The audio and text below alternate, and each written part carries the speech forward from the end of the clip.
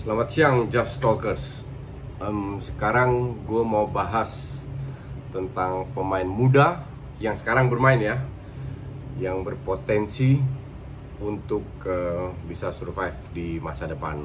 Kan kita sudah bahas the best team 10-15 tahun terakhir. Sekarang coba kita lihat pemain muda itu siapa aja sih kira-kira. Karena kalau gue cek dari sekitar 25-30 pemain muda, yang agak kaget adalah mayoritas itu pemain depan.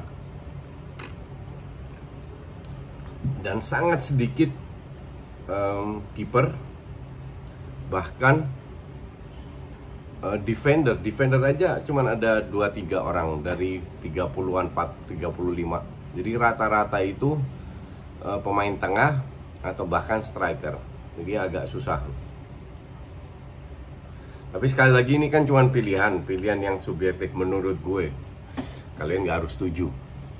Satu, di gawang Donnarumma gue rasa sudah jelas ya, 20 tahun. Waktu dia umur 18 tahun atau ya 17 sudah main, sudah diberi kesempatan. Artinya 20 tahun sudah 2 tahun lebih punya jam terbang. Dan itu untuk seorang kiper luar biasa. Dan karena dia punya postur yang mendukung juga, jadi gue rasa dia akan, kalau dia berkembang terus, dia akan menjadi salah satu kiper terbaik di dunia. Walaupun musim ini agak menurun. Maka dari itu kalau gue usulkan sih harus pindah ke tim yang besar. Cuman yang jadi masalah, tim besar bisa kasih dia kesempatan untuk bermain nggak? Karena pemain yang muda-muda ini harus setiap minggu bermain. Kalau nggak sudah puluhan contoh di mana pemain muda pindah ke klub besar, tidak bermain tiap minggu, akhirnya jeblok, karirnya selesai. 3-4 tahun dapat duit banyak, habis itu dijual ke klub menengah, klub kecil, gajinya udah menurun, habis itu selesai karirnya. Oke. Maka dari itu, untuk perkembangan yang jelas, setiap pemain muda di bawah ini, by the way, pemain muda itu maksud gue di bawah 22 tahun ya. 22 tahun ke bawah itu harus bermain tiap minggu ya. Jadi di gawang Donnarumma, di sebelah kiri ada Alphonso Davies. Alphonso Davies itu pelapisnya jadi back kiri di Munchen, pelapisnya Alaba, dan dia baru 18 tahun. Jadi untuk gue kontraknya baru diperpanjang di Munchen. Jadi untuk gue dia salah satu pemain yang bisa dibilang cukup menjanjikan lah. Oke. Di tengah itu ada dua pemain, mulai dulu dengan Saliba. Saliba ini terbukti di Saint Etienne sebagai starter. Bermainnya ya lumayan bagus, pernah berapa kali gue lihat. Tapi memang harus membuktikan karena dia pindah ke Arsenal baru 18 tahun, postur mendukung, cuman secara visi dia harus bisa bermain. Enaknya kalau muda sudah di bawah satu pelatih, dia bisa berkembang terus. Jadi untuk pelapisnya Sokratis, Mustafi, Luis, gue bilang bagus. Mari sudah dibeli, tapi feeling gue sih salah satu atau dua-dua mungkin dijual, Sokratis atau Mustafi. Oke. Jadi Saliba 18 tahun untuk gue termasuk ke pemain muda yang berpotensi untuk di lini belakang. Di sampingnya ada Matthijs de Ligt. Matthijs de Ligt sudah jelas kaptennya Ajax, pemain inti timnas Belanda, menggeser Stefan de Vrij di timnas Belanda. Cocok bermain dengan Van Dijk. Di Juve awal-awal agak keteteran, tapi orang sering lupa bahwa dia baru 20 tahun. Setelah berapa bulan baru dia berapa kali bermain bagus menjadi starter. Pas main bagus digantikan. Nah, ini juga sebuah percobaan mental untuk dia. Gimana pada saat dia diberi kesempatan untuk bermain, gak harus jadi starter, tapi dia bisa perform. Tapi gue lihat masa depannya De Ligt juga bagus, karena orangnya juga low profile, nggak banyak gaya. Nah, semoga dia bisa sukses ke depannya. Oke, di kanan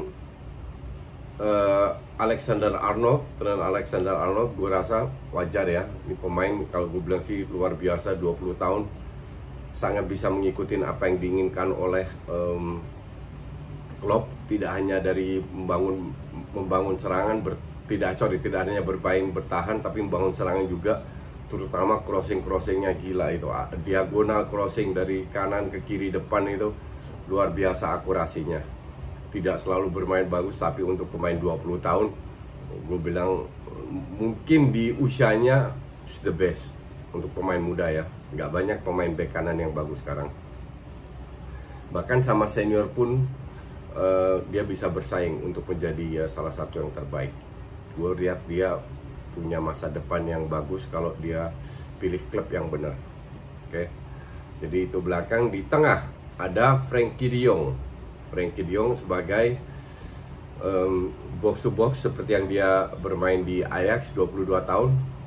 Karena di situ dia akan lebih bagus. Memang awal-awal sangat tidak konsisten di Madrid, di Barca, tapi ya semua pemain di bawah Valverde juga nggak konsisten. Semoga di bawah Setien dia bisa bermain lebih bagus lagi.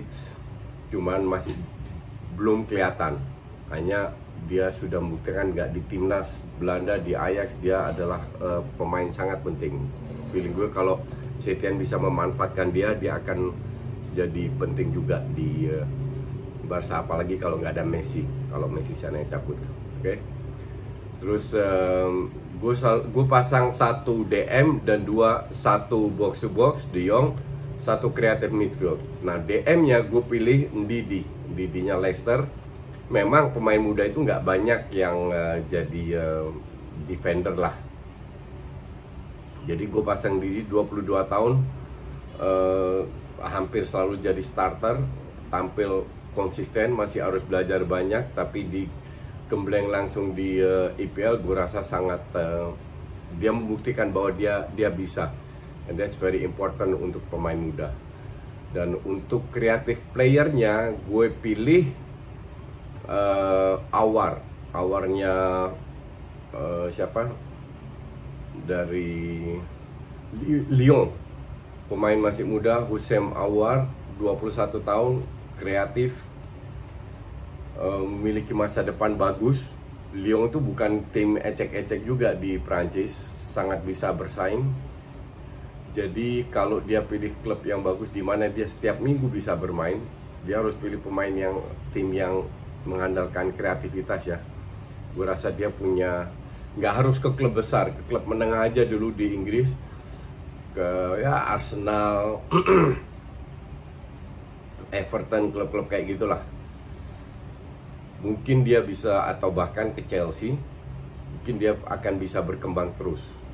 Karena klub Chelsea, Arsenal itu mengandalkan pemain-pemain muda.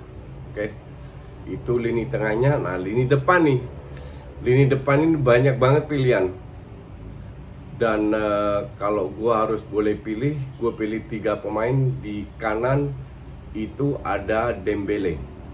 Dembele untuk gue the best winger pada saat ini. Sayangnya dia sering cedera, tapi pada saat dia diberi kesempatan untuk bermain, dia membuktikan bahwa dia punya kontribusi sangat besar di Barcelona. Kadang-kadang mengambil keputusan yang salah antara passing dan shooting, tapi karena dia masih muda juga, jadi untuk gue sih Dembele layak menjadi pemain terbaik. Semoga dia belajar juga dari kesalahannya. 22 tahun harusnya dia sudah bisa menjadi starter dengan bakat yang dia miliki.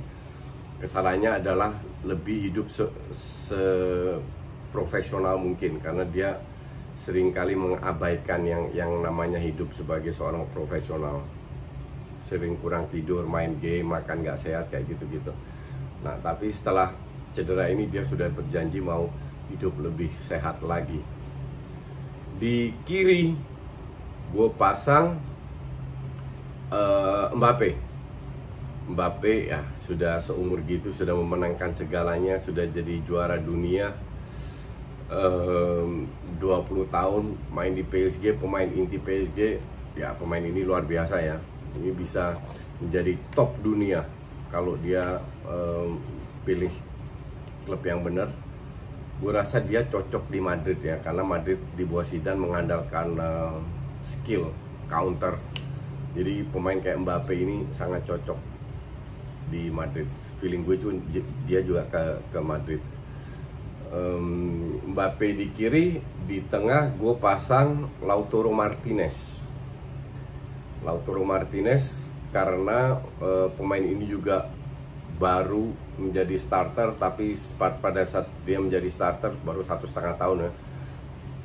Dia sudah membuktikan bahwa dia bermain luar biasa, cetak banyak gol, dan kemungkinan besar akan dijual layak dengan ya harga segitu, 22 tahun. Jadi untuk gue di depan itu ada 3 pemain ini yang apa namanya menurut gue terbaik. Jadi gue ulang lagi, di belakang Donnarumma, kiri Davies, Alphonso Davies yang Munchen, center back Saliba yang Arsenal dan De Ligt, Alexander Arnold di kanan, DM-nya Ndidi, box to box Frenkie de Jong, kreatif midfieldernya Aouar, Houssam Aouar, di depan kiri Mbappe, tengah Lautaro Martinez, kanan Dembele. Nah sekarang subsnya, oke. Subnya ini mayoritas penyerang. Jadi gue, karena memang gak ada pemain muda yang bagus sebagai defender atau sedikit banget. Pertama gue pilih Ansu Fati. Sudah membuktikan umur 17 tahun, punya nyali, punya skill. Sekali-sekali diberikan kesempatan. Kalau tahun ini juga belum bisa jadi starter, tapi pelan-pelan diberikan kesempatan terus bermain, ini bisa menjadi pemain luar biasa. Terus Mason Mount di tengah. Mason Mount pada saat di awal dia bermain di Chelsea udah luar biasa, selalu menjadi starter. Akhirnya agak sedikit menurun karena menurut Lampard dia bermain terlalu banyak, kurang istirahat. Mason Mount gue lihat dia bisa menjadi salah satu pemain Inggris yang bisa mencapai topnya dunia. Terus Rashford gue tidak pasang sebagai striker. Rashford untuk gue juga salah satu pemain yang sangat berbakat, sudah memberikan banyak kontribusi kepada MU. Memang sering cedera, juga ups and down, tapi tergantung partnernya di depan. Kalau dia main dengan siapa itu namanya yang dari Perancis itu, dia selalu bermain bagus. Oke. Terus ada David Neres. David Neres di Ajax, harusnya dia tahun ini pindah karena dia sudah layak untuk naik satu step lagi. Punya kontribusi besar pada saat tahun lalu Ajax masuk ke semifinal Champions League. Pemain juga very skillful, bisa semuanya. Terus ada lagi Gabriel Jesus-nya Man City, masih terlalu egois menurut gue. Masih 2 level di bawah Aguero, tapi ya sekali lagi dia masih muda, dia layak diberi kesempatan. Satu lagi pemain yang underestimate itu Kai Havertz-nya Dortmund dari Leverkusen, pemain muda, skillful. Semoga dia nggak ke Inggris, nggak kemana-mana, tetap main di Jerman biar lebih maju lagi. Joao Felix tampil mengecewakan, tapi baru 19 tahun, sangat berbakat. Gue tidak lihat Simeone bisa memanfaatkan dia. Kalau gue bilang sih, dia harus pindah klub yang bermain benar-benar lebih menyerang. Terus Ihataren, 17 tahun, playmakernya PSV, akan melakukan debutnya di timnas Belanda. Pemain luar biasa, sangat berbakat. Gue inget Ihataren, inget Avelay, tapi lebih bagus lagi dari Avelay. Kalau dia tidak terlalu cepat keluar, dia harusnya bisa menjadi pemain yang hebat.